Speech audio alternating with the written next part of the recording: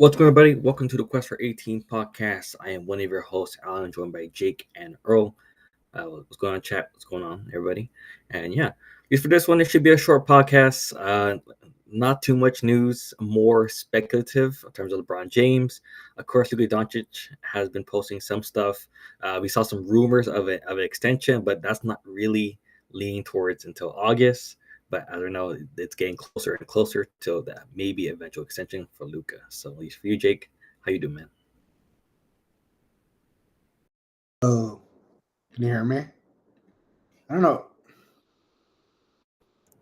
Sorry, can you hear me now? It's so laggy. Thanks, Kaden. Yeah, it's super laggy. I don't know why, but doing pretty good, man. Yeah, I think it was like you said, there's not a ton to talk about. You're in like the depths of the off season right now. I know last year with you boys, like we started working on some other kind of stuff, and then like the playoff sports network stuff took off in August last year, I believe. So we're about to be there again. We're coming up on a year of that, year of all this, I guess you could say. Earl, I love the camera and the backdrop and everything. It's been great in the TikTok videos. By the way, shout out to Earl for still being our most consistent person and doing a great job on TikTok. And then same thing with Allan for Playoff LAL. So those two channels are great. What's up, Angel? What's up, Kaden? But yeah, doing pretty good, man. Yeah, the stuff you said is speculative. I don't like saying that word. But yeah, we should see a Luka extension, I guess, in a few days. My birthday is July 30th, so that's in like 3 days. So I'm just gonna be chilling with friends and family for that, taking it easy. Besides that, like not much NBA stuff going on, but we can, start to get ready for football season, NBA season, and even MLB playoffs, all that good stuff that happens in the fall.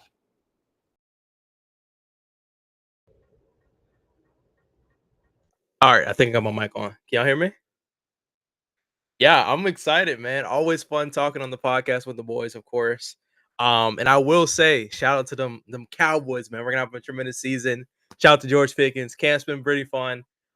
We've seen all the memes with Dak Prescott riding the broomstick. Don't worry, this is the best chemistry I've seen going into camp, so we're balling. Other than that, yeah, I'm excited. Also, happy early birthday to Jake. It's crazy. My mom's birthday is on the 31st too, so fun way to end off the month. But yeah, I'm excited to hop into it. Obviously, it's kind of that weird transition point where we find like just fun stuff to talk about that just isn't like time sensitive, I guess you could say, because the season is nowhere close to being happening. So it's gonna be a fun couple months as far as like Quest for 18 podcast.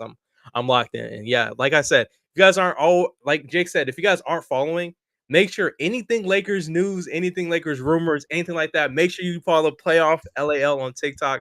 Allan has done a tremendous job starting that from the ground, bringing it all the way up. And I wouldn't be surprised if that thing is at close to 10K before the season starts. So that account's doing great work. So shout out to Allan for that. And yeah, I'm excited to kind of talk about this extension. Obviously, the LeBron rumors. Seems like every week it's a new rumor that comes out of nowhere of somebody speculating that LeBron wants this or that. But I'm excited to break it down. It's always fun. While we're on here and on that topic, yeah, I do want to shout out Kaden for doing a great job with Playoff NBA on Twitter, because that was something we didn't have figured out for a while. Your posts are really good, man. Like the followers and the other stuff around the edges, we got to work on and get them there. But the actual posts are really good. Like I could definitely see that working out. And you'll be able to make some money from that when Kaden and I put the info in. I can send you money every 2 weeks when X pays out. So congrats on that. Yes, indeed. And as mentioned, happy early birthday to Jake. We'll have to have a segment going around that, at least your topics or anything which you want to talk about. And for everybody, we'll talk about LeBron James. And of course, we got updates around him surrounding not so good updates if you are like a general Lakers fan. If you're a LeBron fan, then you're probably sort of happy because you would want the best for him, and probably in this situation, it's probably maybe the best for him in this case. As per Marc Stein, he's per his latest weekend talk, or at least article, you could say. And it's a long article. There's definitely, if you just search up Marc Stein and LeBron James, you can definitely find the quotes. But For this one, I'll just talk about this short quote right here and say that per him, he said, "I believe that forecast is right one because James understands the dynamics of hashtag this league as well as any other player ever has, and I think he knows deep down that the threat of him leaving Lakerland next summer is no threat at all now." It was worry for every team he played through the first 22 seasons of his career, but the Lakers widely presume preferred scenario for their future is letting James' contract drop out of their books after the 2025-2026 season.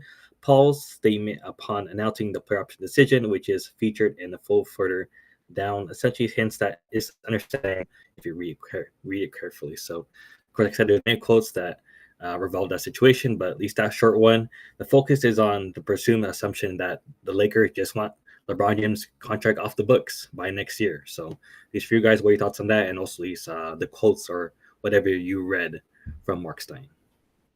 Sure. Yeah, I think that was a good breakdown.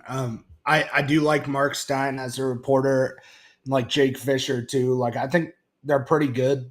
They're pretty trustworthy. But to act like any 50-year-old white man knows what's going on in LeBron James and Rich Paul's head, I still think is absurd.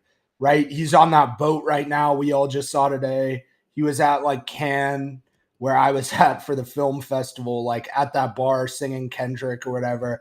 So to think an NBA reporter for Bleacher Report, even if they are good and trustworthy, has any idea what LeBron James will or won't do, I think is crazy. And like Allan, you talked about this time of year being nothing, and we spoke on that. Well, it's also kind of misinformation season, right? Like there's that dude Ari report on X who started talking about that guy already has enough BS going on. Started talking about what LeBron and Jokic's agent were talking about on the boat. Like, okay, I'm sure Ari report on X knows what LeBron's talking about on a boat. But that's just the times we live in, especially with X. It always starts with X, right? And Stein and Fisher and them, like, sure, it's an okay article, and there's a chance that it's true that the Lakers want him, let's say, off the books, Allan, but that's just speculative. Like you said that earlier. You don't know what LeBron's thinking, and you don't know what the Lakers are thinking, because the Lakers have now outright said that the last few years they've worked to prevent leaks from the top down. And we've seen that be very true when you know nothing about Luka. You know nothing about the sale of the team that was recent. You knew nothing about Dan Hurley until way after the fact. That was a big story. UConn had just won 2 titles, plenty of other things. And then you get into even the smaller trades like Rui Hachimura and stuff. You know nothing about that. You know nothing about D'Lo coming back. You can go on, but you get my point as a real Laker fan. Like, you don't know anything. You don't see any of these leaks in this organization. So no one knows what the Lakers are thinking about LeBron. They're just making guesses and trying to use logic. At the end of the day, they are going to want LeBron off the books, because you're going to want 50, 60 million dollars when you get it to give to Max superstar next to Luka who fits his timeline. That's obvious. So if people are speculating that, that's just an obvious, everyone knows it sort of thing. So I don't think there's any worry, but I've always said, as a Laker fan, I'm happy he's here because he gives us a better chance. But at the same time, as a LeBron fan, and if I were LeBron or his team, I would want to get the hell out of there. Like the Lakers, because tell me why he's put in 7 seasons or whatever it is to win 1 title in the bubble. When you really look back at it with that lens and the level he was playing at, it is extremely disappointing what the team and the GM and all the coaches and everyone has done around him, because he's been great in LA. But if I were him, I would try so hard to force my way to Cleveland. I actually would. We can go win a title next year, and then you can just retire, and you're going to have 5 at that point. Like, that's going to feel pretty good. So I would try to get to Cleveland.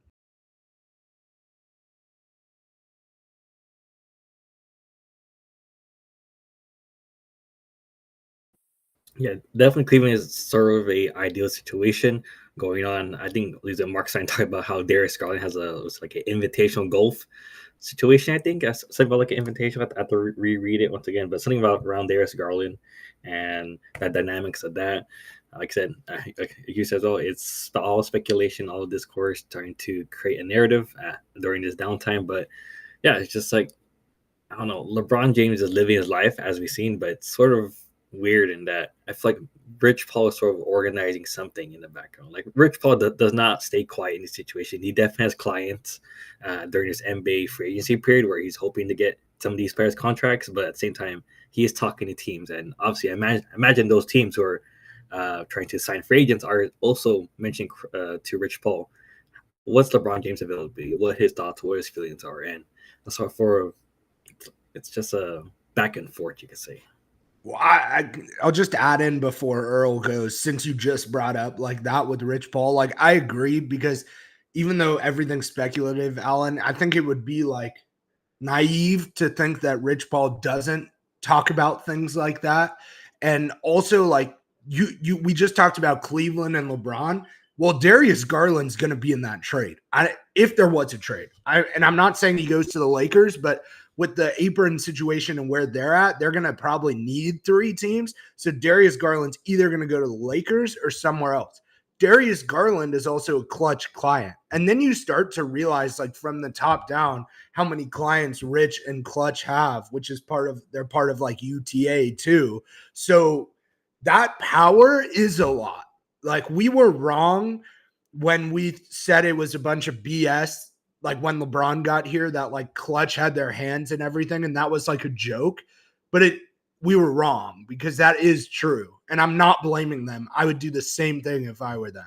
I'm just saying they can manipulate things around the league when they have that much power, as any agency would. It's not just them. They get there's a lot of like racism to it because he's actually a black guy who owns all this. I don't know if I'm qualified to speak on that, but I've seen it with my eyes because then when Luka's agent goes to do it, people talk about it in a different way. So these agencies have always had all this power over movies and TV and music, as we've seen, but also with these athletes. What's up, Mark? Yeah, I agree with you. I think I'll start from the top. Personally, it's just that season, bro. We always get to the point of the off season where it's silence, and when there's silence, that equals confusion. I think it's easy for people to make these statements and stuff about LeBron James because it's free media. It doesn't matter anything you say about LeBron James. It does not matter if it's right. Doesn't matter if it's wrong. Doesn't matter if it's taken out the wrong context. It's going to give views. Like I'm a prisoner of the moment too. I did videos on LeBron James that gives views. Maybe it's not exactly the most accurate stuff, but LeBron James' name circulates through all media, and it's just that time of the year where it happens, bro. Like it's completely silent. The future for LeBron is uncertain. Obviously, he declined his player option because, and that creates a lot of speculation. He's not really addressing a lot of things. The only time we've had a microphone to LeBron, he declined an interview as he should. He was watching his son play basketball, which is cool. And I think it's just all these reports, like Jake said, like Allan said, it's just speculation. Like nobody has 100% news on any of this except for Rich Paul. And I do agree. I think Rich Paul and LeBron James do a good job of like using some of that leverage and backdoor conversations to maneuver around as far as like league moves, like their next future plans, which makes sense. Like Jake said, like GMs, media groups and just groups in general have been doing this for years, for decades. This is what they do. And I do think it's a different spotlight because it's LeBron and Rich Paul doing it, which is cool. I mean, it's no different than what we've seen in history about when different groups of people go about things the same exact way. There may or may not be a different reaction about it. So, yeah, I think for now, like it's been, and we could kind of talk about the Twitter side of things too, because we're kind of seeing like, and I know Jake will probably talk about this a lot. We're seeing, because I know he said this before, we're seeing the Lakers fans and then we're seeing the LeBron fans. And like there's been like this big rift between both sides. Shout out to Kaden. We had some really fun conversations in our group chats. But some people were like, hey, we should just let LeBron walk and stuff like that. Let him build his future. Personally, I'm an advocate of like what's best for the Lakers. Like If LeBron James was to just leave the team, it is going to be via trade. We're not dropping LeBron James. We're not going to pick up dead salary for LeBron James so he can go wherever he wants to. I just don't think that's realistic at all. So, as far as LeBron, the Maverick stuff, I honestly just don't know. I don't think any of us will officially know anything until it happens. But I'm hopeful that, like, as the summer goes, I think LeBron, he's just enjoying his vacation. He's not going to say anything about any of this stuff. And when training camp comes along, he'll be right at training camp. We'll have the same videos we always have about LeBron and his mini camp going into the season, and we'll be locked in. And then next year is next year. But I think on the books this year, we're going to see what happens. Personally, I think we got a lot better, but as we talked about last week, it is not enough to win a championship, in my opinion. There's still a couple moves. You're still like two players minimum away, I feel like, from really being true contenders. And we see some of the names on the market. A Robert Williams kind of moves me as a backup big. I do not like Jackson Hayes. He's not good. I'm sorry. I don't even think I have to say sorry to that. Whatever. A Robert Williams moves me. Another wing, maybe a Thibault. That kind of moves me a little bit as far as like having wing depth who can be dominant defenders and contribute on offense in a Luka lineup. Like that type of stuff moves me. And I made a post on X. Shout out to BTB podcast. We had a fun little argument about well, not argument, just conversation about if Austin Reeves should come off the bench. And I said there is a world where I would love Austin Reeves to come off the bench. Like when you talk about that, I think that's a common conversation that gets misconstrued at times. Like when I say come off the bench, people think I'm disrespecting a guy like Austin Reeves. I'm just speaking on like what works for the team. Like when we got Luka Doncic, the timetable moved. You need more defense in the starting lineup. And it's not like whoever starts doesn't necessarily mean they're going to close the game. We can very well go for like a Austin Luka LeBron ending game lineup. Cool, but I want to start the defense with the best I want to start the game with the best defensive lineup I can. Because what's the point? Like, what's the point of bringing Marcus Smart off the bench to guard the second best player when the best player subs out? I'm just saying, like, it just logically doesn't make sense. Are y'all not more comfortable watching Austin Reeves, who we know is capable of running a second unit by himself, doing everything, being the main guy, playing with either Luka or LeBron, because one of them is going to sit, and it's two of those guys on the floor at the same time. So that's my thought process. I kind of it was a lot of mixed stuff on Twitter, but I'm standing on that, bro. I would love to have Reeves at a 6-man. Yeah, no, I agree with that too, Earl. I think you brought up a lot of good points. I don't know if is Mark still here? Maybe. I don't know. But yeah, like we are all three of us up here are like Lakers fans first at the end of the day. Like I think that's the right thing to do, but if you're LeBron fan first, like there's nothing wrong with that too. And I would say like Marc's in that category, Kaden's in that category, a lot of people. So like they have a different perspective. But what I don't really like seeing is like, especially LeBron fans, when they freak out about certain reports, like that you don't know what's true and not unless it comes from Shams, right? Who's like, we know, and he doesn't report on stuff like that. Like he reports like the biggest things. He doesn't do gossip pieces. So like Marc, if you see something by Marc Stein or Jake Fisher, even though they're good, like I said, you should probably assume that it's not true because what do they know about LeBron's thoughts at that current moment? Like we said, before you got here, nothing. So I don't really like seeing all the LeBron fans on Twitter freak out about like whatever news came out that day when no one actually knows because there's no leaks coming out of LeBron's camp. And there's very often no leaks coming out of the Lakers side. So no one actually knows anything. And I think we should just let LeBron do whatever he wants to do. The Lakers do. The Lakers have a lot of respect for Bron. And they've said that very publicly. Like that's not a rumor. We've seen it over time. Have things changed with Luka? I would say the plan has changed. The respect for LeBron has not changed. So to sum it up from my end, to act like the Lakers won't do right by him or respect him is stupid for us to think.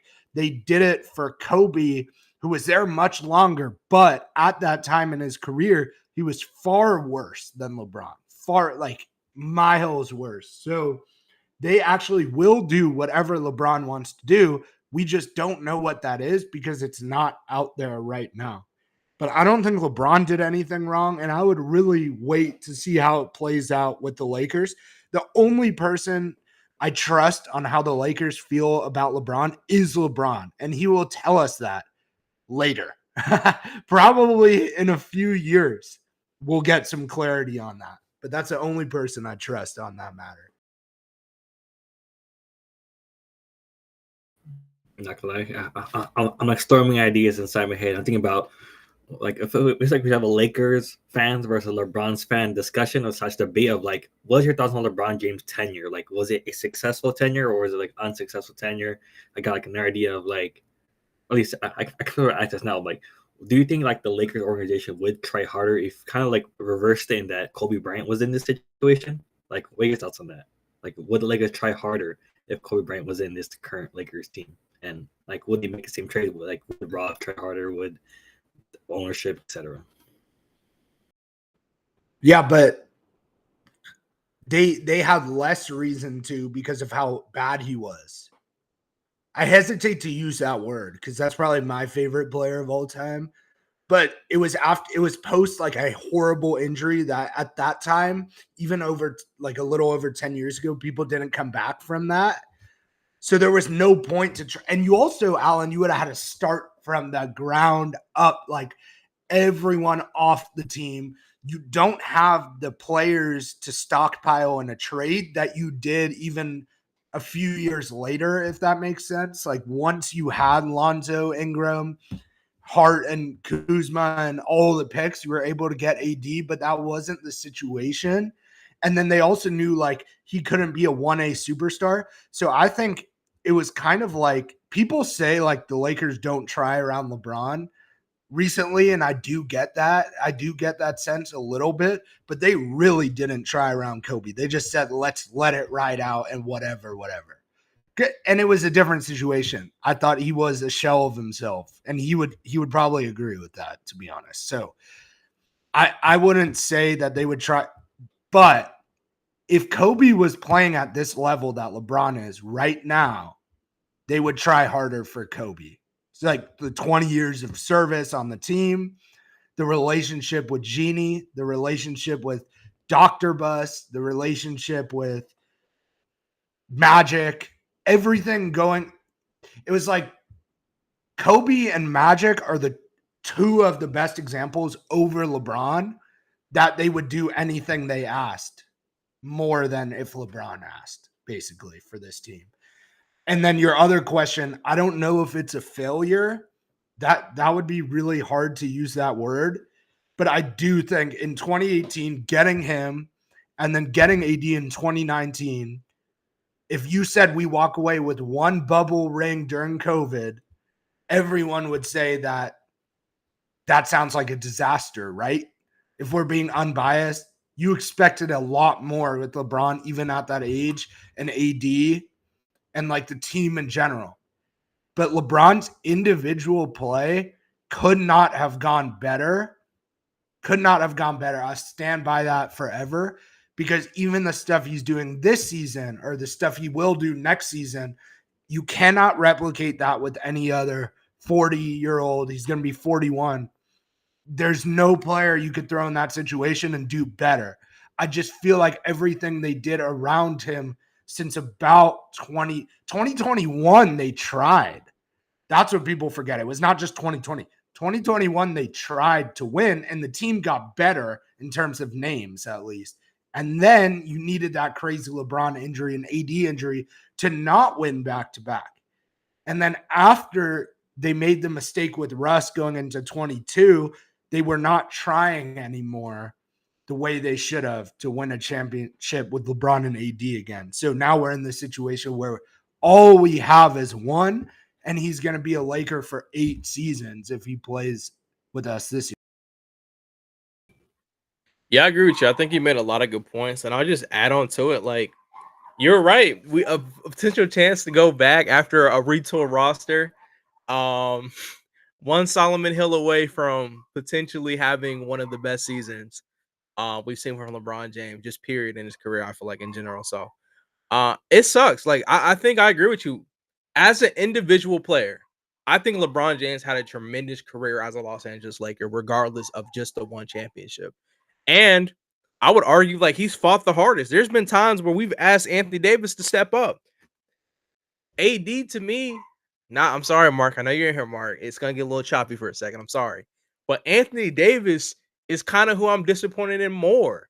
Like there was times where it's like, okay, Anthony Davis, we're passing the torch to you. I could argue that AD messed up the whole LeBron James AD tenure because he didn't take the next step. The whole point of adding Anthony Davis was for LeBron James to take that slight seat back and AD be the main guy. The guy locked in, the guy healthy, playing dominant basketball for years and years and years and years to come as the first hype option next to LeBron James. But it didn't happen, right? Obviously, there was the injuries. It's hard to really control injuries. We've seen him disappear at times in the playoffs as well. We remember the every other game type of Davis where he would have a good game. Oh, bottom half player. And then he'll come back. Oh, have a great game. And then bottom half player. And like when you see that type of inconsistency from your star player, your second/first really should have been first option. It sucks. So I feel like the Lakers did try to make the right moves. They made the perfect pairing. It's just I feel like Anthony Davis kind of sold a little bit on his part, respectfully. And that's not to say I'll still stand on that. Anthony Davis had a good tenure as a Laker, but compared to LeBron, I think he should have done way more. We're talking about LeBron at the prime end of his career. Anthony Davis was in the prime. The prime. Like these were the years. It's like, okay, AD, you were playing on the Pelicans. You were banished on that team for that many years playing elite basketball. You were on the center stage to be a Los Angeles Laker. Show us why you want to stay in the spotlight and win. Like, show us your competitive championship nature. And I feel like we got it at times. Yes, we got it in the bubble. Absolutely incredible. But moments where we needed him to shine, where LeBron kind of was like a little bit off, which he's 40, 37, 38, 39 at the time. That should be the chance where you go, okay, I'm going to put up 40. I'm put up 35. I'm going to put up 38 and 18. Like, those are the type of games we talk about. Consistently, I just feel like Anthony Davis should have held his weight a little bit more. And then, like Jake said, when the injuries did pile up, they start panicking. Okay, LeBron's injured. Anthony Davis is kind of shaky. Let's go make a big move. Let's go make a big splash. And you miss. You just miss. Sometimes you shoot a shot. Sometimes you break. This case, it just became the biggest brick in the league in Russell Westbrook from 3. It happens. It sucks for us. Yes. So I can't say that the Lakers didn't try. I just feel like they made aggressive moves that didn't fully pan out. And I don't think it was 100% their fault, except for the Russ one. I don't care what LeBron James said. I don't care what AD said. There was no way that was going to work schematically. Like those 3 type of players playing together, it just wasn't going to work. You needed like a shooting type of guard to fit with LeBron James and AD. So other than that, I think they try. But I do agree, like maybe they make an extra push here or there, like to trade people and not sit on players and picks to get a real package done. But at the end of the day, they got Luka now. Like I'm happy about the Luka move. I'm very optimistic in the Luka era, by the way. Like we're about to enter a whole new era. So I'm happy what happened with the LeBron era, but I am so excited for Luka era. And that's way past LeBron James. Like, y'all don't understand what type of stars we're gonna get next to Luka Doncic. Like, I don't think people understand that too. When LeBron is gone, that's when the fun begins. And that's no disrespect to LeBron. It's just a whole new chapter. And I appreciate LeBron for everything he's done as a Laker, bro. And I don't care. I'll stand by this. That 2020 championship means everything to me, bro. I do not care. That was one of the most entertaining. Like, you had to be a real fan to stay up and watch those games with empty arenas. Like, we were the fans. Like, y'all didn't see, like, y'all don't remember them pulling up the holograms of people there, of people cheering, like, virtually. Like, that was basketball. They're playing in empty arenas for the love of the game. Beasley type of grind. Shout out to Beasley and the Big 3, absolutely balling. But yeah, those were the environments. That was the game. Like, how good will you play when you're not packed out in a stadium? Like AAU type vibes, like early years. And they did it. We had dudes coming online and making videos talking about how mentally unstable they were feeling being in that environment for that long. Then all of a sudden, when we win, it was like the easiest championship to win. So I'm not buying that, bro. There's NBA players saying it was the hardest. We lock in. So 2020, I appreciate a lot.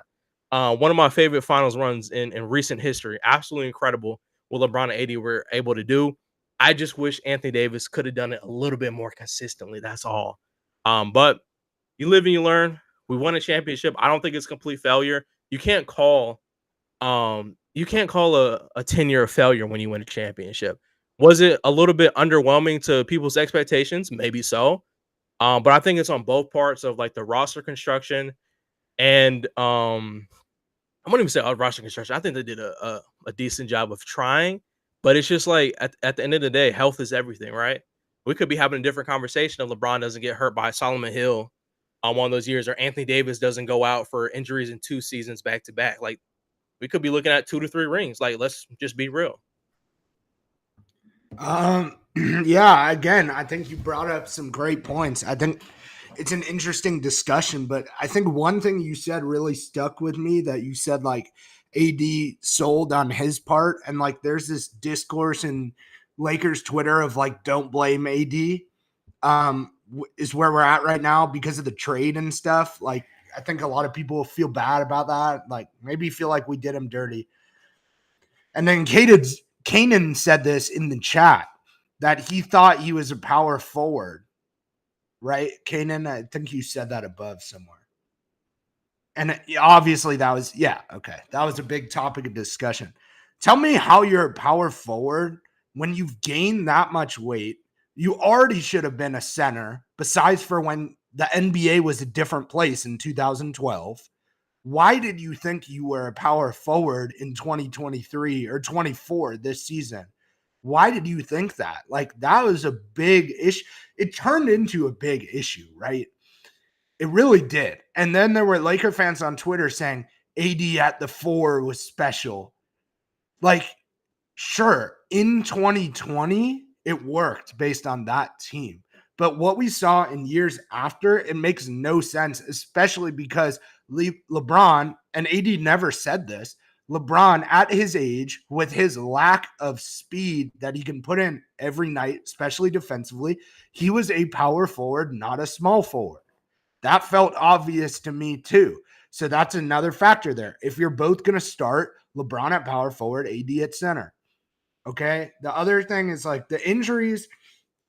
I'm not going to hate on him too much, not going to rehash that. But Earl, again, said a really good point of like, again, he was supposed to take over the team. He was supposed to be the number one option, and he never got there. I think he never got there. That's where I'm at. Like, of course, there's a 10-game stretch you can find where he was there. I think the first 10 games of like this last season, there were definitely stretches, but consistently throughout the whole year, and especially in the playoffs, you didn't get there.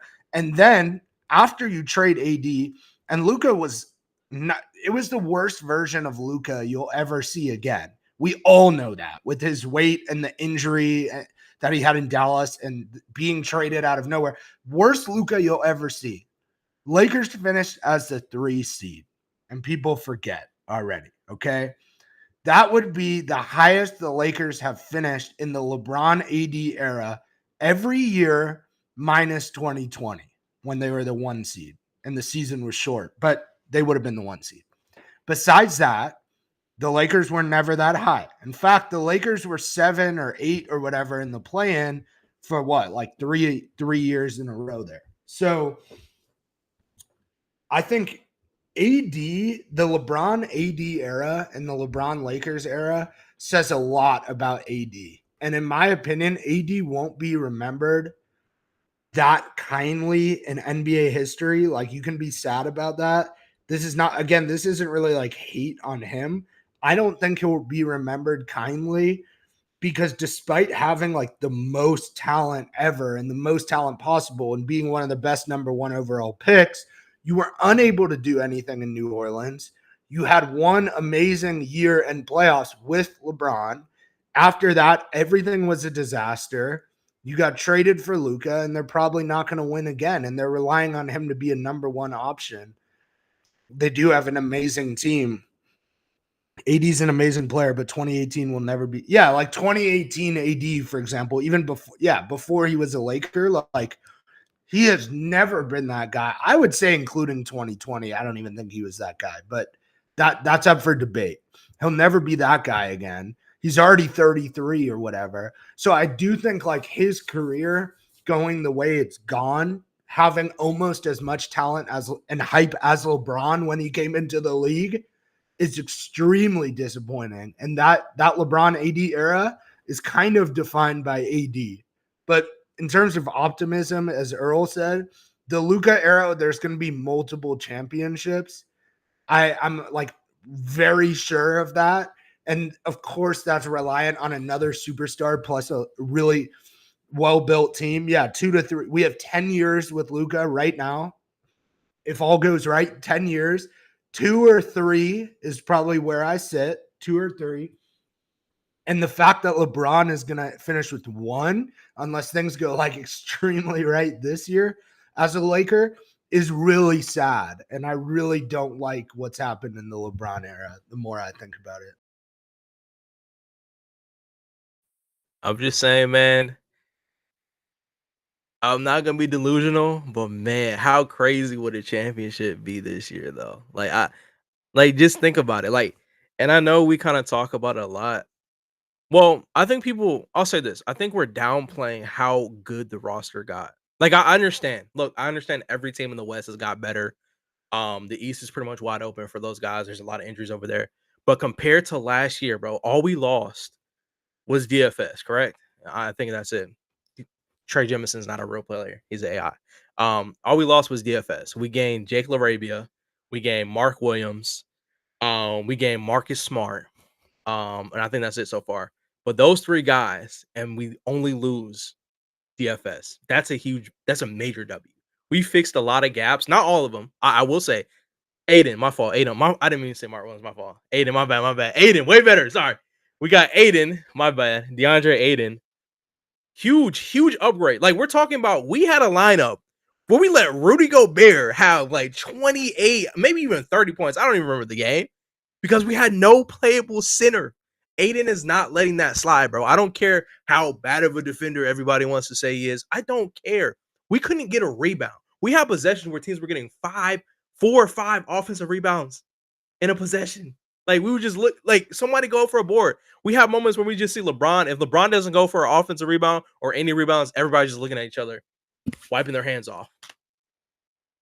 Like, let's be real. Like, we got some dogs on this roster now, and I'm happy about it. Like, Marcus Smart, even the last locker room guy, moves me. Like, we've been saying this. We need, like, mentally aggressive guys on our team. We need defenders, like, defensive mentality. We're talking about a former defensive player of the year. At the guard position, that's hard. Like Jake said last week, it's hard to win that award as a guard is extremely hard. Like, those type of habits, I need that on my team, bro. And the icing on the cake, bro, we said last week, I would love, like, if we got Dylan Brooks, oh my God. I don't care, bro. If we got Dylan Brooks and Marcus Smart on this team, bro, that moves me past the goalpost. Plus everything we have.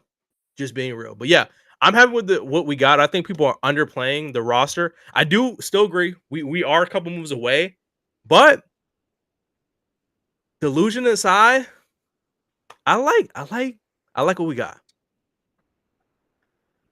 Alex, I will give you good one too. I'm not giving you Shake Milton and Trey Jemison. That does not count as even a loss to the team. I'll give you Jordan Goodwin because I did think he was pretty good for us. Good pickup by the Suns, by the way. Oh, I did want to ask you guys too, as to Earl's first point there and the last thing he just said, and Marc was saying this in the chat too, like if Luka and LeBron win this year somehow, that changes the entire LeBron Lakers era, right? Yeah, I think it changes it. I think easily changes everything. I would just said I would have to kind of not take back because it's all true with AD, but it changes how you're going to look at it, right? When you get that second.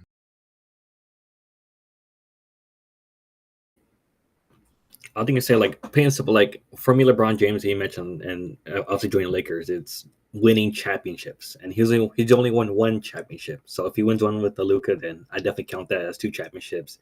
That ties it with Boston. So yeah, I totally call it a successful Lakers career.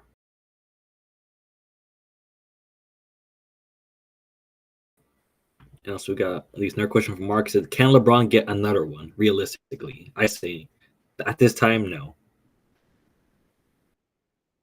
Yeah, I don't know. We just talked about it. Okay, with the Lakers, probably no.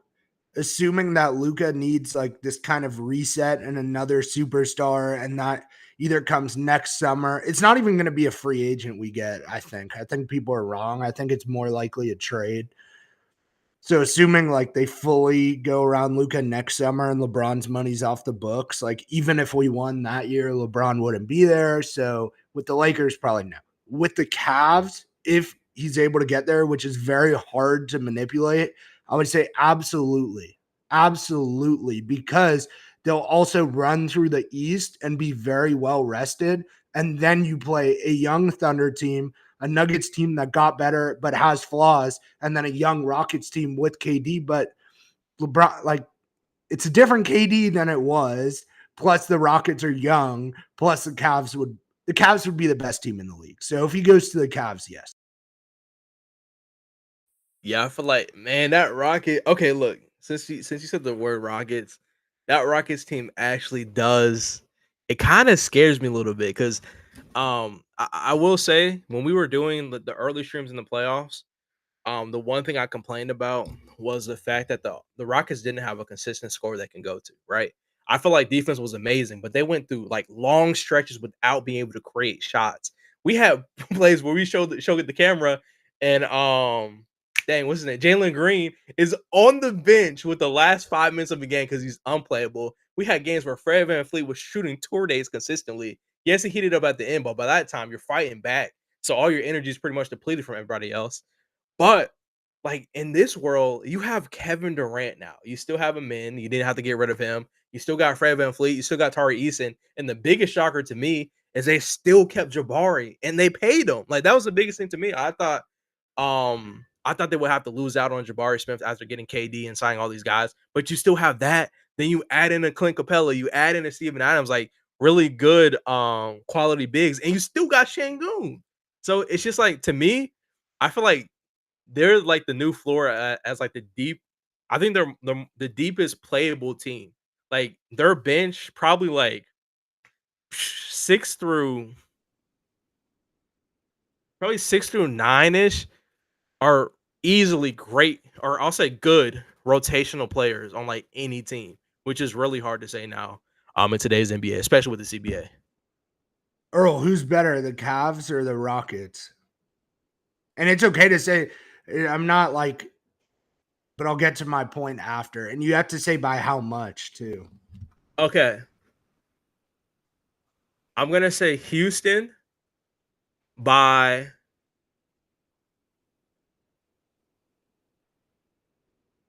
a margin. Like not, I think to your point, if you added in LeBron to that team, it moves me a lot. Yeah. That's Dang, where yeah, I'm that's at, a good guys. point. Like you Yeah. guys all said Houston, and I'm with you. But then you Ooh. go Houston versus Cavs plus LeBron. Let's say LeBron Mm. doesn't have to do a lot in the regular season too because of his age, because they can cruise to a 1 seed without LeBron. They just did that. So if now you're getting a rested LeBron in the playoffs plus the Cavs, I think whatever that margin is, that's enough to clear Houston. And that's like Houston and OKC are going to go to 7 in the Western Conference Finals, right? True. I think that's fair to say. Yeah. So the Cavs get there easier. Mm. You're waiting on Houston or OKC, and it's a 7-game series. I mean, at least 6 in the Western Conference Finals. Now the Cavs plus LeBron can win that finals. I don't know. I don't know why people even why would anyone discuss him going to Miami when the only like great reason to leave the Lakers is to win a championship. So you got to go to Cleveland. Even New York makes sense, honestly. Like, but I can't guarantee it as much. Like with I don't know. Cleveland feels like the answer to me. Dallas is possible, but like you're going through the West. What you want to do is go to the East, where he got all those complaints about running through the East. Well, you need to go back to the East, run through the East, and then face a tired OKC or Houston. That's your best chance to win a championship, to bring it like to Marc's question. Yeah. Yeah, I agree with that. Like at that point, like, just imagine like LeBron playing with two comparable, like LeBron playing with Evan Mobley and Jared Allen would be absolutely insane. Like, assuming you can keep both of those guys if LeBron just signs there. I don't know, man. Like, yeah, I do agree with that because we talk about LeBron, like at his age, he's a really unique player. Like, he still controls the game in every aspect. So adding him in to a team who really can compete without him, but having him in for the playoffs specifically, there you don't won't have to watch like a Donovan Mitchell have to go out there and do everything by himself and put up 45, 50 just to lose. Donovan Mitchell can give me 25. Bron can give me 25, 8 and 7, or Donovan Mitchell can go give me 35. Like I think their dynamic will work so great as well. So not advocating to get him off my team. That I'm just saying like the fit it works. So yeah, I agree with that. But hopefully, these are all hypotheticals and LeBron can end his career with us and delusionally have a chance to compete, which he probably won't. I just don't. I think the West, like being 100% honest, is just tough right now. And unless everything just goes right and we just see Luka Doncic, which is possible, have that hunger, like that complete takeover of a season and stay healthy, then it's gonna be extremely hard. But then again, no Wait, championship but is really easy. sorry, Earl, I thought you were done. My bad. It's glitching out a little. Allan, you don't even know if Houston's going to get by OKC, though. Right? OKC just won the finals. Do you even know if Houston's going to get by Denver for sure? No, I feel like no, not for sure. I'd say yes. I think they could be Denver. They acquired obviously Bruce Brown, Cam Johnson, but relatively, I just think that Houston could have a competitive series versus Denver and versus OKC. I think that's another competitive series. Now OKC can beat them in 6 games. I think that would be competitive, but I like their chances, especially with Kevin Durant, because they have a versatile team. I think they're young, but I think they're versatile on all three ends of the floor. It like scoring, defense, and just like building chemistry. I think. Yeah, I also think I got to check his age right here. Amen Thompson is, to your point, like Amen Thompson's 22. That's probably like the best 22-year-old you could have, right? I don't know how old Victor is, like obviously Victor over him, but like Amen Thompson, man, like that's a guy you want to be 22 on your team right now. His highlight tape in I think 2 years of basketball is better than you almost ever see. Although I still think the best highlight tape in a short time, given all that's happened, is Ja Morant to me. But and then the other thing was like, yeah, and we do know it's a Lakers podcast, guys. There's not a lot with the Lakers going on. But but in terms of the NBA, do you guys think it's good for the NBA if you get Houston OKC's 7-game series in the West next year? In the Western Conference Finals? Yeah, I'll take that, bro. Like I said, I'm not a bitter basketball fan. Like if my team doesn't make it, I just want good hoops. Like the NBA Finals to me was great basketball.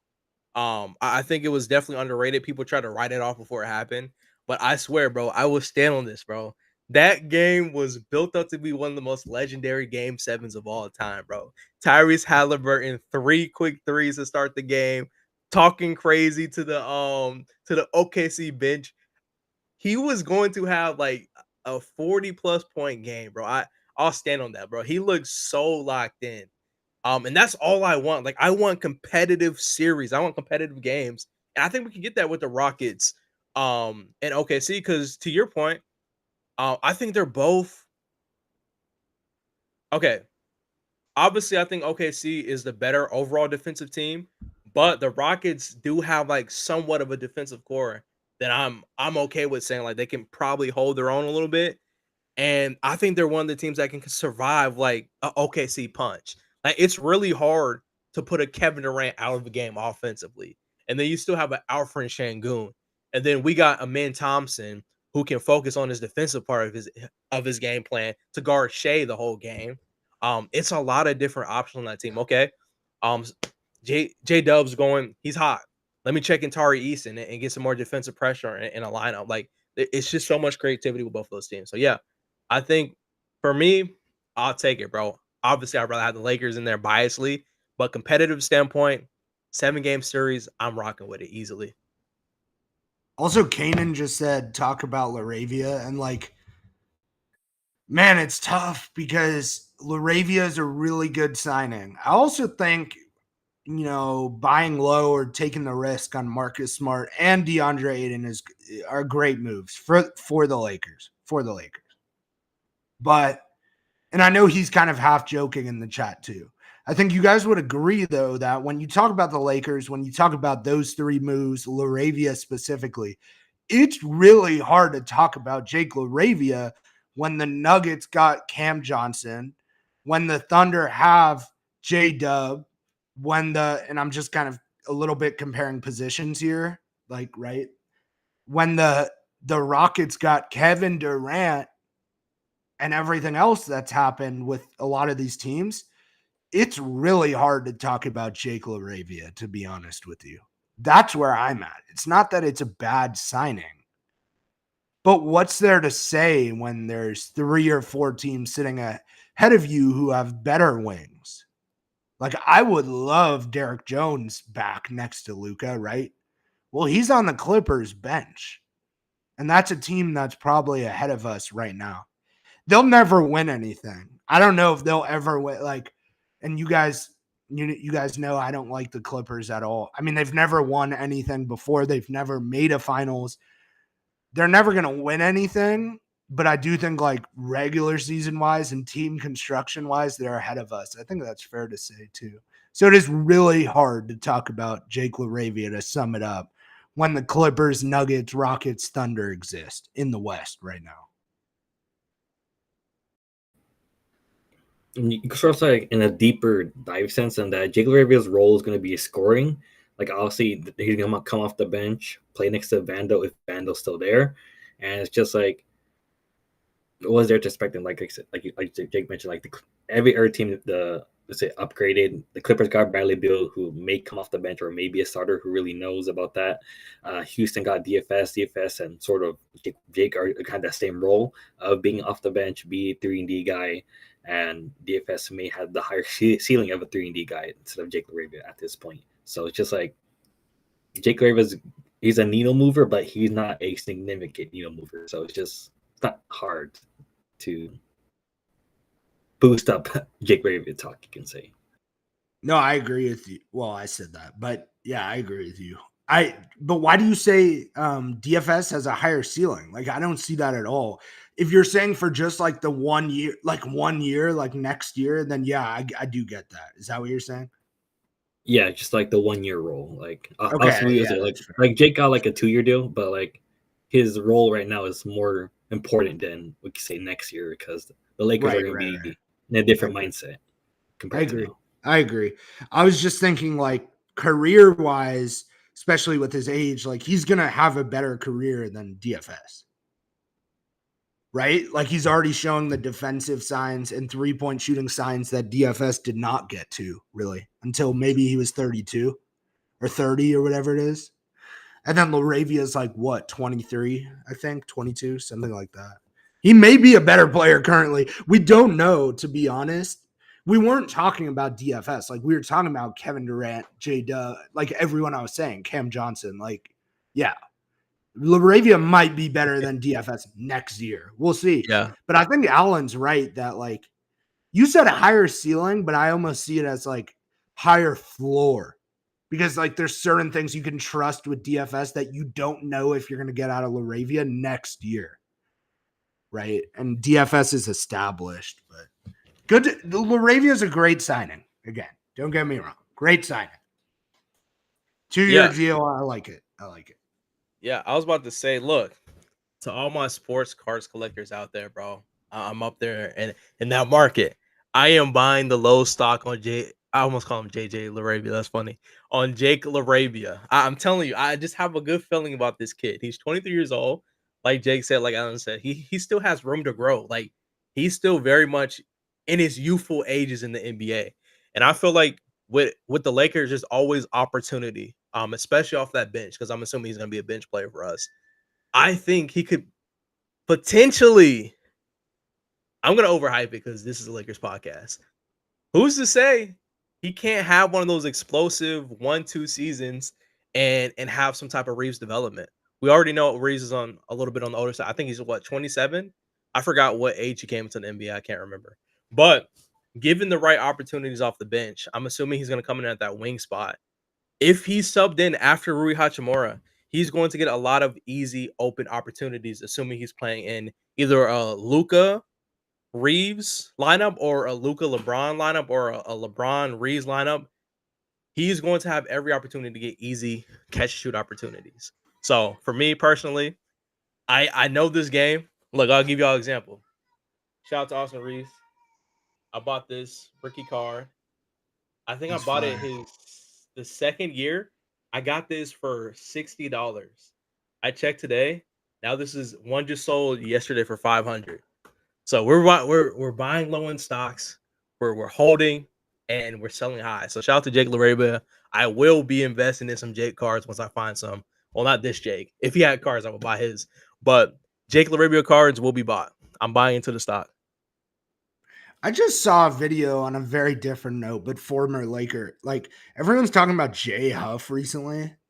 I don't know if you guys have seen this. Like he had this one practice they were talking about, and now I'm seeing like his reverse dunks from 2024-25. This guy quotes it and goes, "Every clip, there's literally no reason to reverse dunk. He's doing it for the love of the game." And that's facts. Like, why does he reverse dunk everything? I don't know. And then in other news, Nikola Jokic broke down in tears. You guys probably saw that from his horse winning a race. But that, and you know, it's not helping meme wise. I love Jokic. Like, I love the idea of all that.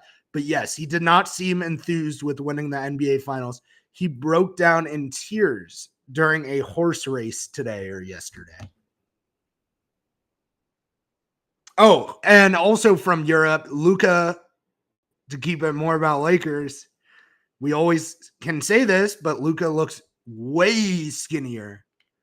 Way skinnier. So I think it's bullshit that Mavs fans are telling us he does this every offseason and then gains it back.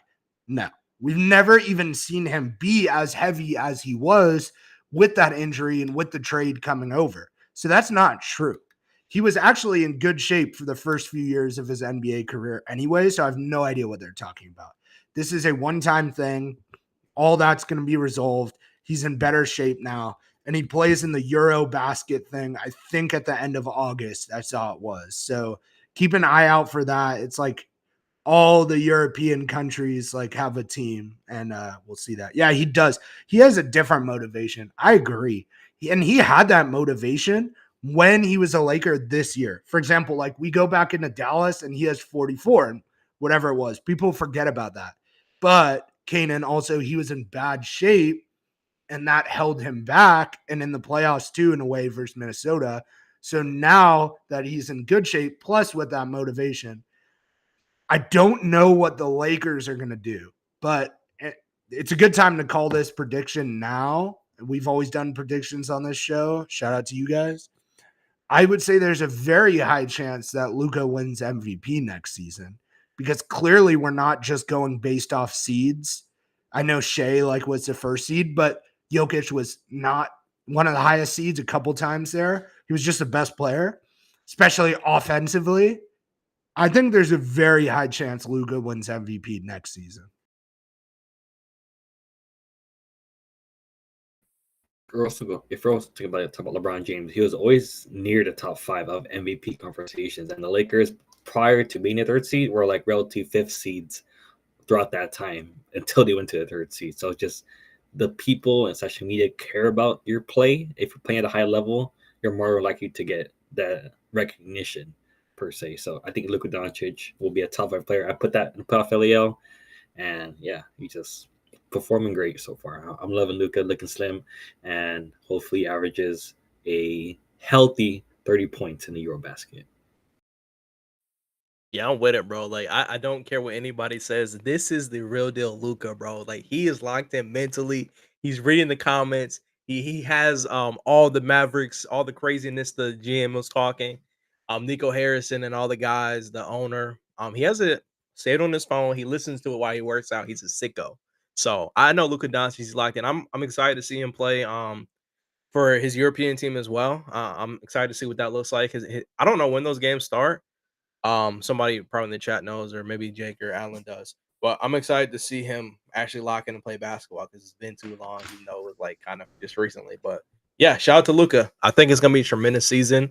And like we said, like there's kind of like random stuff we talk about with the Lakers, but it is one of those dead points in the season.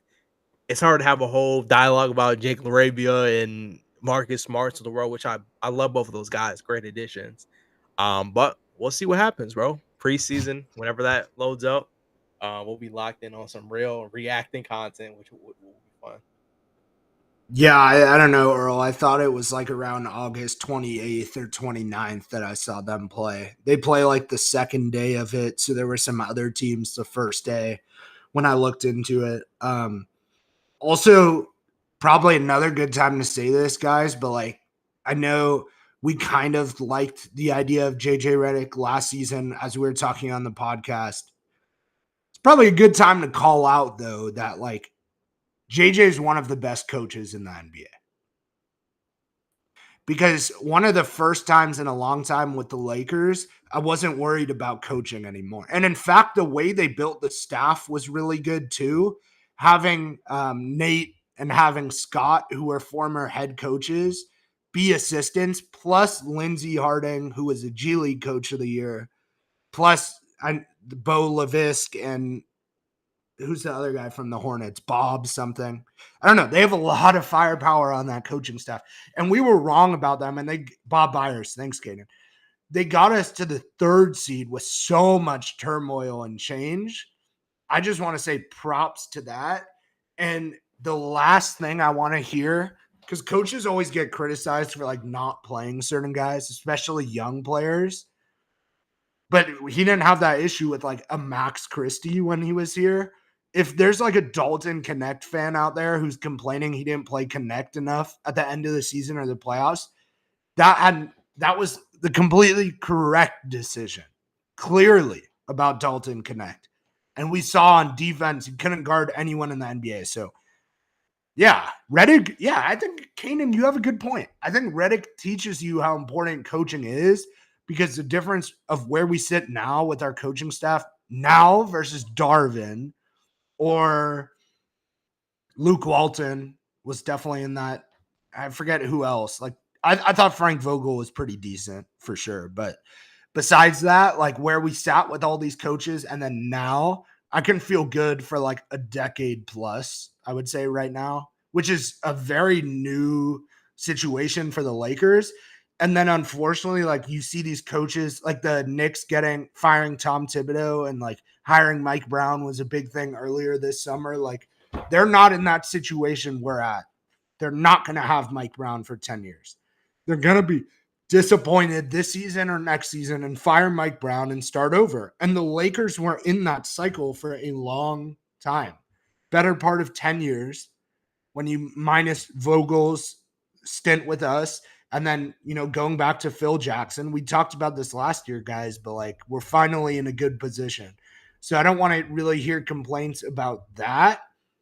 I do think overall, and I said this probably last week, we're 2 players away now. So just to give an example, like Andrew Wiggins and Robert Williams gives you a chance to compete.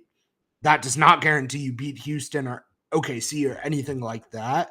But those types of players, that's kind of where we stand. And then I'll also say, I know we're probably wrapping it up here.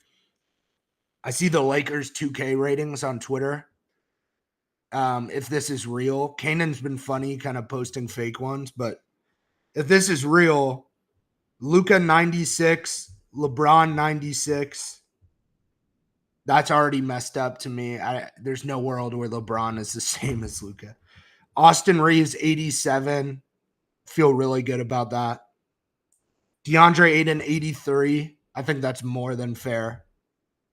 Rui 81, He's not my favorite Laker, but I kind of get it. Marcus Smart, 79. He can bounce back and get to like 83 if things go right with the Lakers. Jackson Hayes, 78. That's way too high, but he started to get up there when he started starting, and Luka made him look really good. Sorry, Hayes Muse.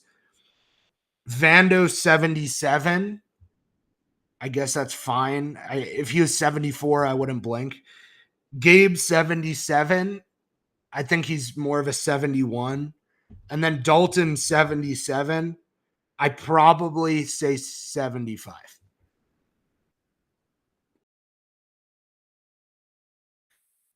As an avid 2K player, I've been playing 2K since before we were in the 2000s. I'll say that before it was I'm talking about like the 6s, the 5s, 2K5.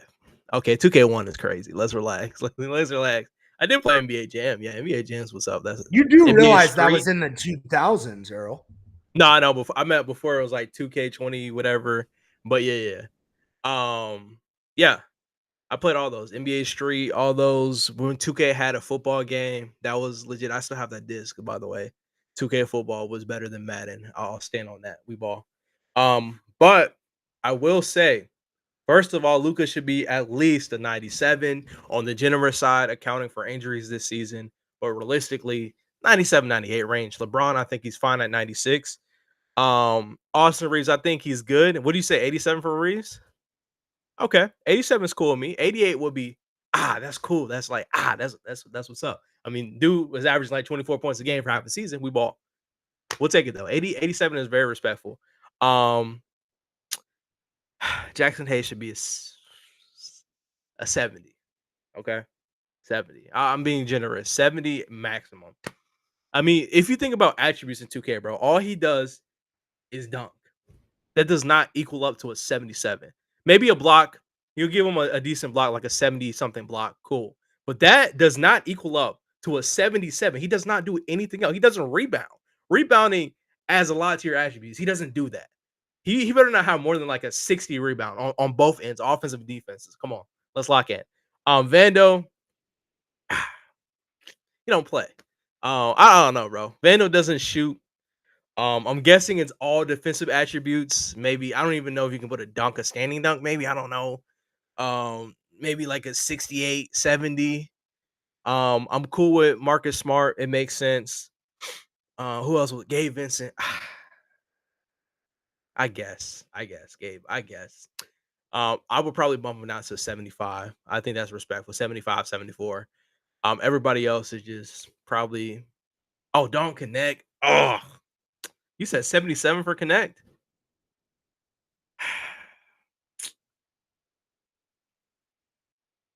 I give him like a 74. I'll give him like a 74 or 75. I don't think he's 77 range because there's some rookies coming into the game who are probably at the 77 mark, and I don't think Darren connects anywhere close to those guys, respectfully. So, yeah, other than that, I think it was okay. Reeves is locked in at the right spot. LeBron is. Luka should be at least 1 or 2 higher, in my opinion. Also, guys, there it is right there. Okay, so what I said was true. If maybe they just stole it from the post I saw, I don't know. I saw a different post. I really like Utah as a long-term thing. Is that crazy? Like the team? Yeah, the Jazz. Oh, yeah. No, I like the Jazz, too. They're building something special. They're literally the only team that isn't competitive at all in the West, right? And so they'll probably be 15. Ace Bailey at 5 is fucking crazy. Like, I don't think the attitude stuff is real, to be honest. I think he's totally chill being there. I don't think it was like his preferred destination, but still. Only bad team with direction, if you ask me. Yeah, look at the Jazz versus the Nets, for example. So, like, the Nets are the Jazz of the East, right? The Nets draft, oh my God. We don't need to touch on it. You guys saw it. It's like the worst thing I've ever seen. The Jazz have something there. because Walter Clayton, the picks they're making around 20 are real, or in the second round are really good. And then Danny Ainge and his son and all that, they do know how to build a team. So I don't really understand what Utah was doing staying afloat the last few years, like where they would finish with like the third or fifth worst record in the West. That doesn't make sense. They should have just started this earlier. But now that they're doing like this way of rebuilding, I feel really good that you have Walter Clayton and Isaiah Collier sitting there that you picked late. Filipowski won Summer League MVP. They were never going to trade Kessler because he's super young. Like, he fits the timeline.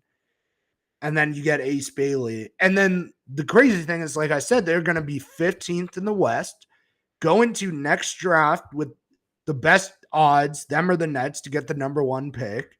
I don't know if they'll get it, but you got AJ DeBonsta, who's playing at BYU and played at Utah Prep. So that lines up really nicely if you can get that. And if you can't, the rest of the draft, and Allan, we'll get into this way later, I'm sure, that draft is really good, probably better than this year. And I thought this year was really good. So the Jazz are sitting nicely right now. Yeah, the Nets. Yeah, the Nets have way too many players that ceiling is being a good backup. I completely agree. And then the only other point I'll make about another bad team, Kaden, is like we are forgetting about the Wizards, and like we should give credit where it's due, because I thought they were so stupid and messed up the last few years, but they're sitting really good right now. Like, in fact, they actually have vets to win some games this year. They all come off the books next year. They're still going to be bad enough to get one of the top picks. And then you got Alexar. No, I don't consider Portland a bad team. I think Portland is bad because of how good the West is. I don't know. If Utah's bad, they're going for AJ or one of the boozers. Yeah, like something like that. But the Wizards have Alexar, Bub Carrington, Keontae George, Trey Johnson from this draft, Will Riley from this draft. They already had Bilal Coulibaly, and it kind of goes on and on and on. Like, stacked Summer League team. They weren't even good in the Summer League. They probably weren't trying, but such a good future. And then, yeah, Portland, I will shout out. Kaden, again, I don't think they're bad, to be honest. But there's something very interesting to watch with Dame. I don't know about Drew Holiday. He'll probably be gone by next offseason, to be fair. But with Dame, I don't know if you guys agree, but when Dame comes back next season, that team is going to start making real noise. And he doesn't have to be the same player that he was. He could be half the player he was. They're making noise. Scoot got way better and will continue to get way better. Denny is like the most underrated player in the NBA, probably. Kamara's the most underrated and one of the best defenders in the NBA. And your center rotation for 10 to 15 years is Donovan Clingan and Yang Han Sen. Like, you're sitting in the best spot. It's like opposite Lakers center rotation from this last year where it was like Hayes, Koloko, and Jemison or whatever. No, they have 2 guys that could be starters in this league, high-level starters, that they're sitting on for probably 10 to 15 years. So Portland is going to have a chance, and I'm kind of just talking about teams right now that, like, low-key, I would say the Jazz, the Wizards, the Trailblazers, they will have a chance to be contenders in 5 years because there's going to be no more Rockets, no more Nuggets. Thunder will probably still be there. I'll give them credit. But no more Rockets, no more Nuggets. The Cavs will break up by then regardless. The Knicks will break up by then regardless. There's some teams of the future who are being smart right now and doing the right things.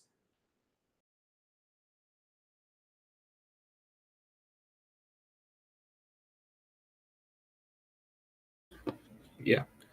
I think that's probably it for today's podcast, the Question Team podcast. As always, a great time with Jake, Earl, and everybody else. Shout out to Kaden, shout out to Marc, shout out to Alex in the chat, and everybody else. Just moving forward, I don't know if you guys agree with this. I think maybe we could take a break in terms of at least because there isn't too much Lakers news. Just like I know us guys and us in the chat. We can make some stuff up per se, at least have a conversation. But it's like if there isn't anything going on, truly, I think we might as well take a break, and get Sunday off. So, at least you guys, what your thoughts on that? And yeah, just closing remarks without these. I think it's a good time to take a break. I would go as far as to say probably we need 2 Sundays. The caveat to that though is like I would say we should all hop on spaces. I know Marc will be there. If Luka signs an extension or there is a big trade, we'll figure something out. But yeah, we can take a break with the playback side of it for about 2 weeks now. That's how deep in the offseason we are. Yeah, I agree, man. Obviously, I enjoy talking basketball with you guys, specifically Lakers, every single week. But as we get deeper into the summer, we are in the complete dead zone. Like, there's no more summer league. Barely any moves happening. We'll see what happens though. Like we said, if there's like a big move to happen, obviously we'll hop on I almost said a live. Well, this is live. I almost said it like a space is my fault. We'll hop on a live and have a show. But yeah, I'm cool with that. Always a pleasure, of course, talking Lakers basketball with my favorite Lakers fans in the world.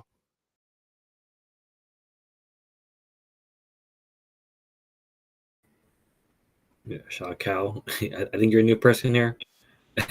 Cal Raleigh. Yeah. Discovery It's an team. interesting, Allan, that's an interesting time to join up at the end of Quest 18 for like 3 weeks and no Lakers games. Not bad, man. This is the Quest for 18 podcast. We talk all things Lakers. Yeah, we just talk Lakers basketball, NBA at times throughout our podcast. Appreciate you for hopping in. And then the other thing, yeah, PSN making big strides. I will say, like, it's going to be super important that if you're seeing this at all, you part of the playoff squad. I would say us three are the start of it in a way, this podcast. But yes, we are. Support Playoff Sports Network on TikTok, Twitter, and Instagram. Support Playoff NBA on Twitter, TikTok. Support Playoff LAL on Twitter, Instagram, and TikTok. Support all of us. It helps.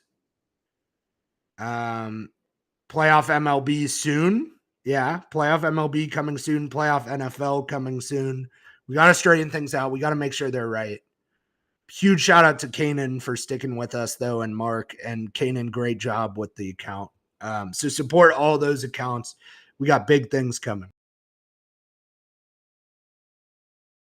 Facts. Yeah, we're locked in, man. Playoff Sports Network. Obviously, we're growing on all social media platforms. The big accounts as far as like NCAA, NFL, MLB, those bigger accounts will be starting up in the near future with full action across TikTok, X, everything. So be locked in. Just follow our main page if you want to stay connected with us. And I'll swing it back to Allan to close it. Yeah, as mentioned, like I said, we're probably gonna take a break for the next 2 weeks or so, unless there's some breaking news that just we have to get on, whether it be LeBron, Luka, or something else. But as we're now, like I said, we're take a break. Low point of the NBA, nothing going on. As we've seen, the NBA players are enjoying their life, and the reporters are speculating. So, yeah, I think it's us to take a break for this one. As always, thank you all for joining us. Quest 18 Podcast. Follow us on X, TikTok. Follow at Playoff LAL. We'll get some clips from this stream and some other streams potentially. And yeah, as always, is have a great rest of your day. Let's go Lakers. Peace, everybody.